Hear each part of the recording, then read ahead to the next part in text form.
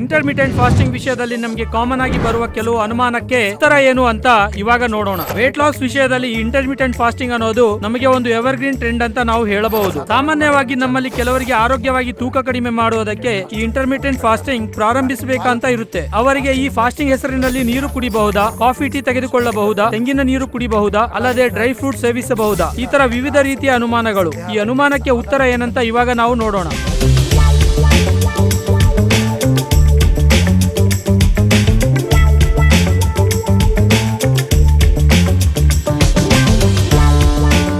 ಹೇಳಬೇಕೆಂದರೆ ಫಾಸ್ಟಿಂಗ್ ಸಮಯದಲ್ಲಿ ನಮ್ಮ ದೇಹದ ತೂಕ ಕಡಿಮೆ ಆಗುವುದಲ್ಲದೆ ರಿಪೇರ್ ಮೇಡ್ ಒಳಗಡೆ ಕೂಡ ಹೋಗುತ್ತದೆ. ಉದಾಹರಣೆಗೆ ಒಂದು ವಾಹನ ಇದೆ ಅಂತ ಊಹಿಸಿಕೊಳ್ಳೋಣ. ಆ ವಾಹನವನ್ನು ರಿಪೇರ್ ಮಾಡುವುದಕ್ಕೆ, ಅದನ್ನು ಸ್ವಲ್ಪ ಅಪ್ಡೇಟ್ ಆಗುವುದಕ್ಕೆ ಮುಂದೆ ಆ ವಾಹನ ಎಂಜಿನ್ ಆಫ್ ಇರಬೇಕು. ಆಗ ಆ ರಿಪೇರಿಂಗ್ ಪ್ರಾರಂಭಿಸಬೇಕು. ಅಲ್ಲದೆ ದೇಹವು ರಿಪೇರ್ ಮೋಡ್ ಒಳಗಡೆ ಹೋಗಬೇಕೆಂದರೆ ಮೊದಲು ನಮ್ಮ ದೇಹದಲ್ಲಿ ಕ್ಯಾಲೋರಿ ಹೋಗುವುದನ್ನು ನಿಲ್ಲಿಸಬೇಕು. ಆಗಲೇ ನಮ್ಮ ಜೀರ್ಣಾಂಗ ವ್ಯವಸ್ಥೆಯನ್ನು ಎಂಜಿನ್ ಸ್ವಲ್ಪ ಸಮಯ ನಿಲ್ಲಿಸುತ್ತದೆ. ಎಂಜಿನ್ ನಿಂತಾಗ ಈ ಫಾಸ್ಟಿಂಗ್ ನಮ್ಮ ದೇಹವನ್ನು ರಿಪೇರ್ ಮಾಡುತ್ತದೆ. ಅದಕ್ಕೆ ಆ ಸಮಯದಲ್ಲಿ ರಿಪೇರ್ ಸಿಸ್ಟಮ್ ಅನ್ನು ನಾವು ಡಿಸ್ಟರ್ಬ್ ಮಾಡದೇ ಇರುವುದು ಒಳ್ಳೆಯದು. ಒಂದು ವೇಳೆ ಕೇವಲ ತೂಕ ಕಡಿಮೆ ಆದರೆ ಸಾಕು, ರಿಪೇರಿಂಗ್ ಏನು ಅಗತ್ಯವಿಲ್ಲ ಅಂತ ಅನ್ಕೊಂಡ್ರೆ ಮಾತ್ರ ಫಾಸ್ಟಿಂಗ್ ಪೀರಿಯಡ್ ಒಳಗಡೆ ಒಂದು ಕಾಫಿ ಇಲ್ಲಂದ್ರೆ ಟೀ ಅಲ್ಲದೆ 4 ಡ್ರೈ ಫ್ರೂಟ್ ತೆಗೆದುಕೊಳ್ಳುವುದರಿಂದ ದೊಡ್ಡ ನಷ್ಟ ಆಗುವ ಅವಕಾಶವೂ ಇಲ್ಲ. ಅದೇ ರಿಪೇರಿಂಗ್ ಮೋಡ್ ಒಳಗಡೆ ಹೋಗಿ ಈ ಸಿಸ್ಟಮ್ ಅಪ್ಗ್ರೇಡ್ ಆಗುವುದಕ್ಕೆ ಮಾತ್ರ ಕ್ಯಾಲೋರಿ ಪೂರ್ಣವಾಗಿ ನಿಲ್ಲಿಸುವ ಅಗತ್ಯವೂ ಇದೆ. ಇವಾಗ ದೇಹವು ರಿಪೇರಿಂಗ್ ಮೋಡ್ ಹೊರಗೆ ಬರದ ಹಾಗೆ ಫಾಸ್ಟಿಂಗ್ ಸಮಯದಲ್ಲಿ ಏನೇನು ತೆಗೆದುಕೊಳ್ಳಬೇಕು, ಏನೇನು ತೆಗೆದುಕೊಳ್ಳಬಾರದು ಇವಾಗ ನೋಡೋಣ. ಇಂಟರ್ಮಿಟೆಂಟ್ ಫಾಸ್ಟಿಂಗ್ ಮಾಡುವಾಗ ಫಾಸ್ಟಿಂಗ್ ಸಮಯದಲ್ಲಿ ಕಾಫಿ ಟೀ ಅಂತವು ತೆಗೆದುಕೊಳ್ಳಬಹುದು. ಆದರೆ ಇಲ್ಲಿ ಒಂದು ಕಂಡೀಷನ್ ಇದೆ. ಅದು ಏನೆಂದರೆ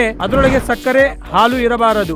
ಅಂದ್ರೆ 0 ಕ್ಯಾಲರಿ ಇರುವ ತರ ಬ್ಲಾಕ್ ಕಾಫಿ, ಬ್ಲಾಕ್ ಟೀ ತೆಗೆದುಕೊಳ್ಳುವುದರಿಂದ ಫಾಸ್ಟಿಂಗ್ ಗೆ ಅಡಚಣೆ ಆಗುವ ಅವಕಾಶವೂ ಇಲ್ಲ. ಅಲ್ಲದೆ ಹರ್ಬಲ್ ಟೀ, ಗ್ರೀನ್ ಟೀ ಅಂತವು ತೆಗೆದುಕೊಳ್ಳಬಹುದು. ಆದರೆ ಶುಗರ್ ಇಲ್ಲದೆ ತೆಗೆದುಕೊಳ್ಳಬೇಕು. ಈಗ ಫಾಸ್ಟಿಂಗ್ ಸಮಯದಲ್ಲಿ ನಿಂಬೆ ರಸ ತೆಗೆದುಕೊಳ್ಳಬಹುದಾ ಅನ್ನುವ ಅನುಮಾನವು ಬಂದಾಗ ನಿಂಬೆ ರಸ ಕೂಡ ತೆಗೆದುಕೊಳ್ಳಬಹುದು. ಆದರೆ ಇಲ್ಲಿ ಒಂದು ಕಂಡೀಷನ್ ಅಪ್ಲೈ ಮಾಡಬೇಕು. ಅದರೊಳಗೆ ಶುಗರ್ ಕಲಿಸಬಾರದು. ಅಲ್ಲದೆ ಲಿಮಿಟ್ ಆಗಿ ತೆಗೆದುಕೊಳ್ಳುವ ಅಗತ್ಯವೂ ಇದೆ. ಅಂದ್ರೆ ಅರ್ಧ ಗ್ಲಾಸ್ ನೀರಿನಲ್ಲಿ ಅರ್ಧ ಚಮಚ ಮೀರದೆ ನಿಂಬೆ ರಸ ತೆಗೆದುಕೊಂಡರೆ ಉಪಯೋಗ ಇರುತ್ತದೆ. ಬೇಕಾದರೆ ಅದರೊಳಗೆ ಒಂದು ಚೀಟಿಕೆ ಸೇಂದ್ರಿಯ ಲವಣವನ್ನು ಕಲಿಸಬಹುದು. ಅಲ್ಲದೆ ಫಾಸ್ಟಿಂಗ್ ಸಮಯದಲ್ಲಿ ತೆಂಗಿನ ನೀರು ತೆಗೆದುಕೊಳ್ಳಬಹುದಾ ಅಂತ ಕೇಳಿದ್ರೆ ತೆಂಗಿನ ನೀರು ಒಳ್ಳೆಯದೇ. ಆದರೆ ಇಲ್ಲಿ ಒಂದು ಕಂಡೀಷನ್ ಇದೆ. ಅದು ಏನೆಂದರೆ ಆ ತೆಂಗಿನ ನೀರಿನಲ್ಲಿ ಕೂಡ ಕ್ಯಾಲರೀಸ್ ಇರುತ್ತೆ. ಆದ್ದರಿಂದ ರಿಪೇರ್ ಮೋಡ್ ನಿಂದ ಹೊರಗೆ ಬರುವ ಅವಕಾಶವೂ ಇದೆ. ಆದ್ದರಿಂದ ಫಾಸ್ಟಿಂಗ್ ಸಮಯದಲ್ಲಿ ತೆಂಗಿನ ನೀರು ತೆಗೆದುಕೊಳ್ಳದೆ ಇದ್ದರೆ ಒಳ್ಳೆಯದು. ಇದು ಮಾತ್ರವೇ ಇಲ್ಲ, ಕ್ಯಾಲರೀಸ್ ಇರುವಂತ ಯಾವುದೇ ಆಹಾರವನ್ನು ಈ ಫಾಸ್ಟಿಂಗ್ ಪೀರಿಯಡ್ ಒಳಗಡೆ ತೆಗೆದುಕೊಳ್ಳದೆ ಇದ್ದರೆ ಬಹಳ ಬೆಟರ್ ರಿಸಲ್ಟ್ ಬರುವ ಅವಕಾಶವೂ ಇದೆ. ಈಗ ಈ 0 ಕ್ಯಾಲರೀಸ್ ಲಿಕ್ವಿಡ್ ತೆಗೆದುಕೊಳ್ಳುವಾಗ ಅದರೊಳಗೆ ಚಿಟಿಕೆ ಸೇಂದ್ರಿಯ ಲವಣವನ್ನು ಹಾಕಿದ್ರೆ ಬಹಳ ಉಪಯೋಗ ಇರುತ್ತದೆ. ಈ ತರ ಮಾಡುವುದರಿಂದ ದೇಹವು ಕಳೆದುಕೊಂಡ ಸಾಲ್ಟ್ಸ್ ಅನ್ನು